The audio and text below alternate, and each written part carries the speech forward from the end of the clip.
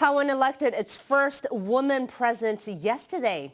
DPP presidential candidate Tsai Ing-wen and running mate Chen Chien-jen took more than 56% of the votes, receiving 6.89 million votes to defeat runner-up KMT presidential candidate Eric Chu and his running mate Jennifer Wang, who received 3.81 million votes.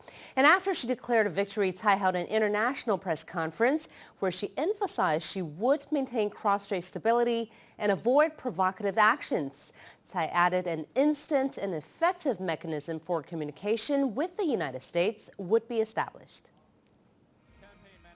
Upon her election victory, Tsai held an international press conference where she thanked both her supporters and opponents. I would also like to thank my two admirable opponents, Chairman Eric Chu from the KMT and Chairman James Soong from the PFP.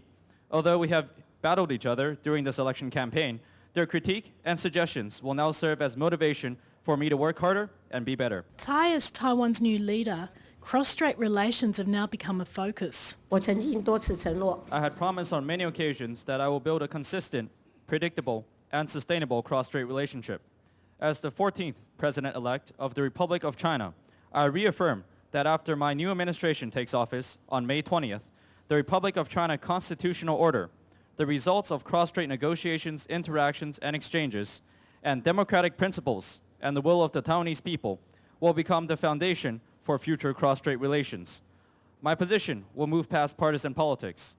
Following the will and consensus of the Taiwanese people, we will work towards maintaining the status quo for peace and stability across the Taiwan Strait in order to bring the greatest benefits and well-being to the Taiwanese people. I also want to emphasize that both sides of the strait have a responsibility to find mutually acceptable means of interaction that are based on dignity and reciprocity.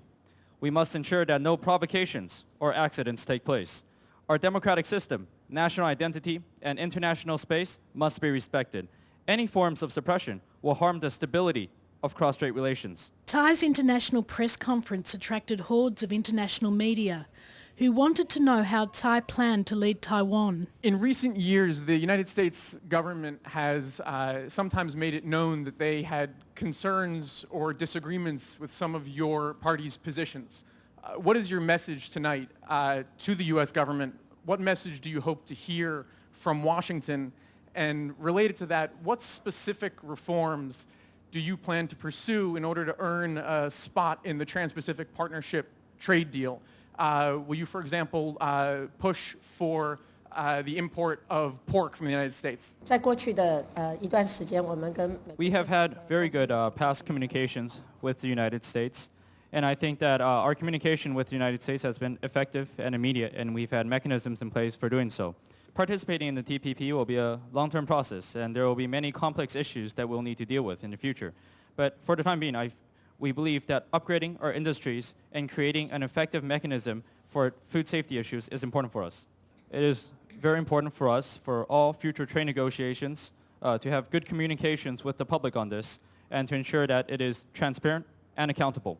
Speaking through a translator, Tsai promised that after the change of government, she would not only make Taiwan a more advanced country, but she would keep Taiwan's international relations on a stable footing.